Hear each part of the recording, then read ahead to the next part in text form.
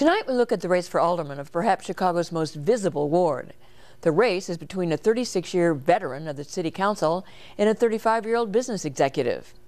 The 42nd ward includes all or part of Streeterville, the Gold Coast, the Loop, River North, Old Town, and River West.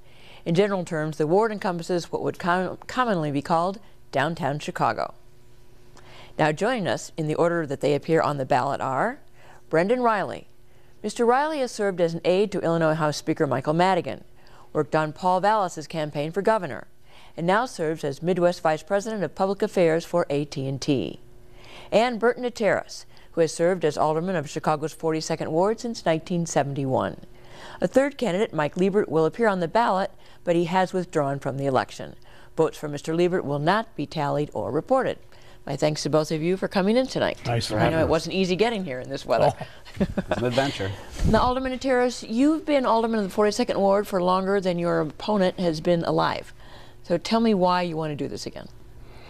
I have to tell you that I have goals in mind. Every time I've run, I've had goals.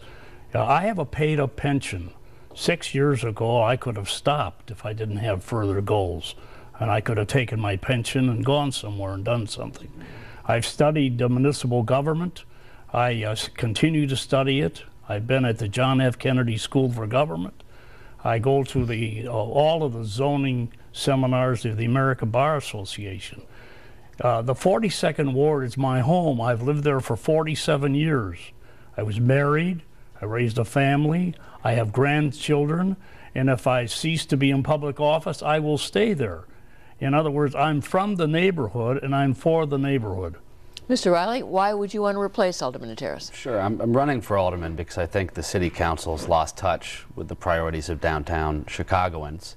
I think that the council spent entirely too much time micromanaging our personal lives, focusing on issues including regulation of restaurant menus, proposals to put uniforms on cab drivers, you name it. And I think we've got much bigger issues we need to be focusing on. Well, Mr. Natarus, there's been this charge that the city council and the aldermen are out of touch with the everyday needs of Chicagoans. We aren't. Their issues are not what the residents of the 42nd Ward are really concerned about. The issues that he mentioned aren't even given top priority or even been discussed today. We work here in Chicago because we have 50 janitors taking care of the day-to-day complaints of people. So you're saying that you're an alderman is in essence a janitor? I am. I'm a janitor. I fix the streets, I fix the curbs, I fix the sidewalks, I plant trees. I spent most of the evening last night trying to get the water service over to 5 constituents where the pipes were frozen. I was on 311 practically all night. People are allowed to call my home because I've never had an unlisted number. That's why Chicago works better than most cities. We have 50 people out there from the various neighborhoods fielding the complaints and handling the business of government at the same time. Mr. Reilly, what would you say about the concept of alderman as janitor? I certainly think that that's one role an alderman plays. Your first priority is to provide good, timely constituent service to the residents in your ward. And how has Alderman Natarus done on that score? I'd give him a mixed rating on that, to be quite honest. Every day I'm out at bus stops in the morning and in the evenings talking to voters, and plenty of times I'm hearing from folks that they have calls that go unanswered, letters that are not responded to, emails not returned. Certainly there are some who share positive stories about the alderman. But I think that constituent service is about following up with every single request and concern. And while the alderman may have his phone number listed and available for everyone's use, there have been instances that I've heard of that people have not received a returned phone call. Alderman Natarus, let me ask you, how's your ward service office set up? Is somebody there all the time? Our service office is set up very well. We operate right downtown because the city hall is the center of the ward. And as far as unanswered services, I'd like to talk to those people. I mean, obviously I'm talking to different people than he is. Now, I go to every condo board meeting that I can. I go to meetings 3 and 4 times a week. I have a paid employee that covers all of the CAPS meetings and gives me reports on the CAPS meetings. I meet with the police department. One of the originators, along with Joe Moore, of the CAPS program. I'm busy all the time on customer, in terms of business relationships and in terms of constituent relationships. I've never had anybody complain to me about services. We're the only ward that continually sweeps the streets. I beg to differ that if there's ever a piece of paper on the ground. We have double the amount. We have 2 ward superintendents rather than the other wards that have only 1. Part of that's because you are downtown Chicago. We are You're downtown, and I can assure you, yard, right? and I can assure you, working with Mayor Reilly, that downtown is clean. Mr. Reilly, one of the things you've said in your campaign, you've made accusations against Mr. Natarus for taking too many contributions from developers. What's the problem with that? Well, I am concerned. We saw in the newspaper last week that Mr. Natarus is the #1 recipient of campaign contributions on the council from developers.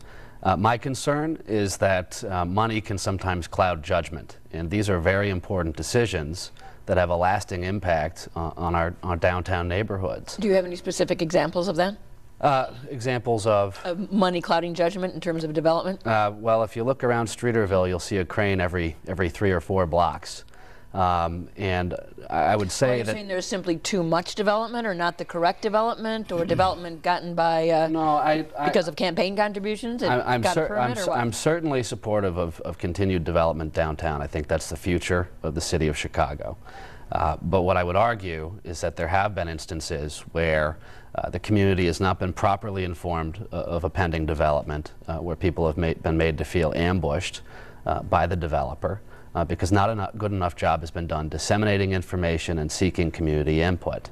And Mr. Natarus, how do you... Every one of the projects goes to the immediate condo board next door. Every one of the projects in Streeterville has been thoroughly scrutinized by SOAR, which is the outstanding community group there. I'm very proud of the fact that we have cranes. In fact, I'm surprised that labor hasn't endorsed me. We provide more jobs, labor jobs, union jobs, than anywhere else in the United States. And as far as development is concerned, this is the economic engine of Chicago. This is where we maintain the tax base. Now, it's interesting about developers. If a developer gives too much money, and they're only allowed a $1,500 limit, then we send the money back. Now, when they look at my D2s, they forget to turn the page on the expense side where it shows how much money we've given back. Now, it's interesting. My opponent is sponsored by the unions. He's taking union money left and right, and the unions have no lid. There's no lid on the amount of union contributions that you can give to a contract. So what'll happen is, if he were to go into the council, he would fight Mayor Reilly tooth and bone on every labor issue that they've had. He would be in bed with the unions. That's all right. Let's go to that charge. You have been endorsed by the unions. I have. And you have gotten at least $5,000 to $7,000, as I looked at it, from SEIU alone. Yes. So what would your obligation be to the unions? I'm proud to have their endorsements, and I understand the alderman aggressively sought their endorsements and was not in receipt of that. Certainly, the only thing I owe the unions is fairness and an open door policy, like every constituent in the 42nd Ward deserves. There is no quid pro quo there. In answering their questionnaire, I disagreed with their positions on several occasions.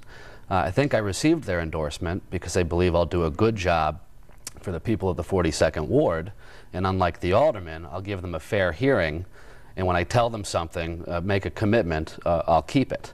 It's my understanding the unions are disappointed with the alderman because he initially indicated he would support them on the big box ordinance, and then he didn't. I've told the unions that I would not have supported the big box ordinance either. And I'm hopeful that the alderman will stop sending out push-poll calls telling people otherwise. But certainly, yes, sir. But certainly, I am not lockstep with the labor unions. Ultimately, the decisions I make will be for the best benefit of the people who live downtown.